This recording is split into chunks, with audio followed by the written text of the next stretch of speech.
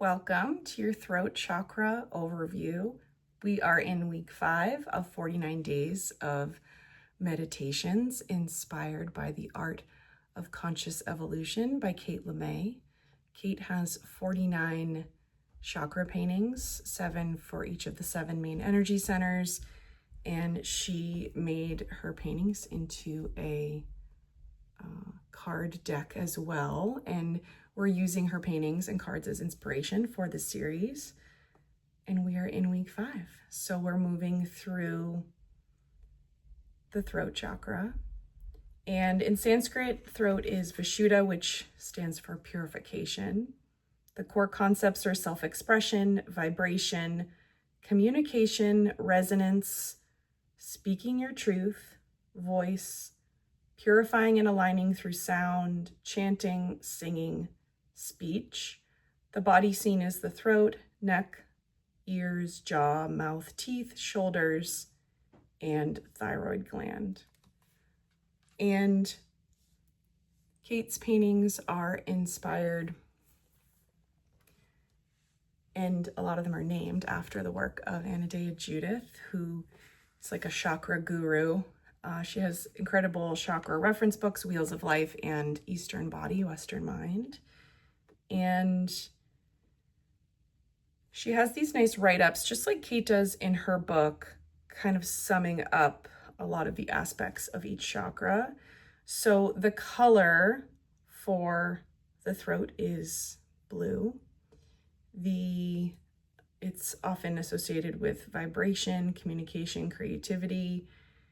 And if you have malfunction in this area of the body, you could experience a lot of sore throats, stiff necks, colds, thyroid problems, hearing problems. The sense is hearing, the sound is hum. And minerals, turquoise, aquamarine, celestite, and I like animals too. Elephant, bull, lion. And in Eastern Body, Western Mind, she goes a little bit into more in-depth detail, element, sound. The issues that come up sometimes in the chakra are around communication, creativity, listening, resonance, finding one's own voice. The identity is creative, orientation, self-expression. The issue we often come across is lying. And the developmental stage is 7 to 12 years. This is where we're developing our creative expression, our communication skills, symbolic thinking, basic rights to speak and be heard.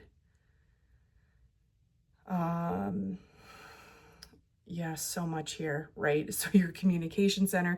I always think of like when you lose your voice. I like to joke around when I lose my voice that Ursula stole it from The Little Mermaid. Like, just give me back my voice. So, because it's often when you want to speak, like suddenly you can't, you get like the frog in the throat feeling, the choked up feeling. Anxiety often like rises up from the heart and gets trapped in the throat, and like your voice cracks. And yeah, finding your voice and being able to communicate clearly and also feel like you're being heard, right? How much we hold the truth often from ourselves and from others in order to protect ourselves. So I always think of my middle school and high school drama teacher when I think of the throat chakra, because he often comes in on this one, like, find your voice. And he would always like have us, when you're on stage and you're not mic'd, you really have to project to be heard, and diction is really important. And I had a really bad Boston accent growing up, so projection was a little difficult. And he would stand like way back in the theater and sit in the back row, and he was like very animated. But he helped me believe that my voice was important, that even when I was telling a story that was not my own, that my input into the character and the mannerisms that I would express meant something. I'm getting chills because Mr. Shapiro meant a great deal to me, and he was somebody that I met in those formative years, like middle school and high school years, where you're really trying to find your identity and find what's important to you, and those mentors, those people that help you see parts of yourself that you cannot see. That is like throat chakra energy, right? So like being those mirrors and showing you your gifts and helping you find your voice and expressing yourself and encouraging you and celebrating you for it. I find in this one, I talk a lot. So, and I've always been like that, right? Even since I was really small. And that doesn't always go so great when you're in school and you're learning. You learn like there's a time to speak and a time not to speak. And that was really hard for me, right? And how much of that we also like should be able to share our opinion, right? But doing it in a way, it's often your environment that you have to adapt to. But think of like when you're in an environment where you feel so free to express yourself and to communicate and to play off other people's energy, how much sometimes too, like I talk a lot, but I find myself in situations where I don't want to talk. I just want to listen and observe and hear people's stories and feel their feeling, and have that experience, right, of not speaking. So I find that happen a lot. And sometimes sitting in silence is so uncomfortable, and you're just talking to try and fill the silence, to try and make somebody less uncomfortable, including yourself. But silence is so powerful in leaving space for that, right? So how to be in balance in the throat, when to speak, when to listen, really practicing active listening can be so, so important. We were moving through a liberation series in Kate's paintings. She has a beautiful printout in the beginning of her book too, of all the paintings. So we're in week 5. So we moved through Kundalini, change, digestion, breath, ether, quantum jump, and snowman. So we're that liberation current, opening, expanding. I want to give a special shout out to quantum jump because it might have been in Becoming Supernatural by Dr. Joe Dispenza that I came across the theory of quantum jump, as well as Kate helped teach me it. I have another teacher, Kate, who also exposed me to the idea. And sometimes I have a hard time visualizing, and quantum jump is an incredible practice. So I want to give a special shout out to that card because it really stood out to me this week, especially in Voice Week.